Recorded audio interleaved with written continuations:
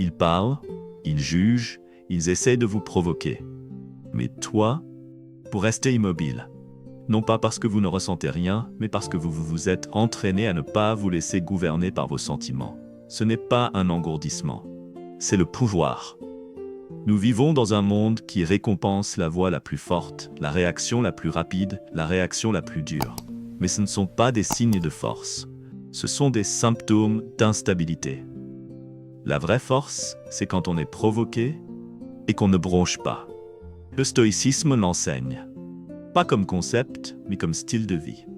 Un homme vous insulte en public. Est-ce que vous vous élevez pour rencontrer son feu ou est-ce que vous vous élevez au-dessus? Un ami vous trahit. Le laissez-vous consumer votre paix ou est-ce que vous apprenez et avancez? Ces moments ne sont pas des revers, ce sont des invitations. Des invitations pour prouver quel genre de personne vous êtes.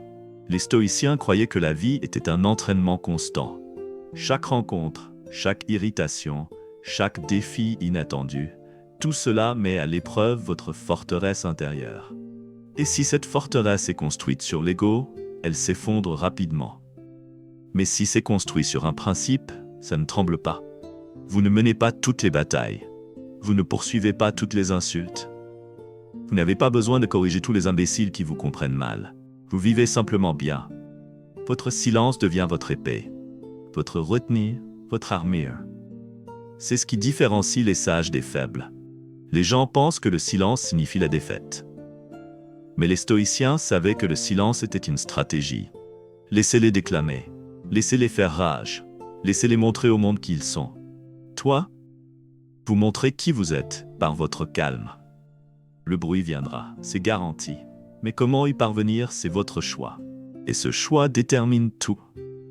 Chaque jour, vous avez la possibilité de vous élever au-dessus ou de sombrer en dessous. Quelqu'un vous coupe la route, quelqu'un se moque de votre ambition, quelqu'un ment à ton sujet. Ce ne sont pas des attaques, ce sont des occasions de s'entraîner. Chaque fois que vous restez calme, vous posez une pierre supplémentaire dans votre citadelle intérieure. Et finalement, rien n'y entre. Cela ne veut pas dire que vous arrêtez de ressentir, cela signifie que vous commencez à choisir. Choisir quand parler, quand agir, quand s'éloigner. Et surtout, choisir ce qui mérite votre énergie. Les stoïciens n'avaient pas pour objectif d'avoir froid. Ils voulaient être clairs. Ils n'ont pas évité l'émotion. Ils l'ont maîtrisée. Ils pratiquaient quotidiennement. Réflexion, journalisation, préparation. Non pas pour échapper au monde, mais pour y faire face avec grâce. Ce chemin n'est pas glamour. Cela ne suscitera pas d'applaudissements, mais cela développera le genre de force que personne ne pourra vous enlever. Alors, quand les insultes arrivent, quand les tempêtes frappent, quand le monde semble trop bruyant, vous serez prêt. Non pas parce que vous vous êtes endurci, mais parce que vous avez guéri. Non pas parce que vous avez cessé de vous en soucier, mais parce que vous avez appris à vous en soucier avec sagesse. Et ça, c'est le côté stoïcien. Si cela résonne, laissez-le s'installer. Laissez-le faire partie de votre façon de vous déplacer dans le monde. Et si vous êtes prêt à continuer à développer cette force calme et constante, aimez-vous, abonnez-vous et revenez pour en savoir plus. Le voyage vers la maîtrise de soi ne s'arrête pas, mais ça devient plus calme.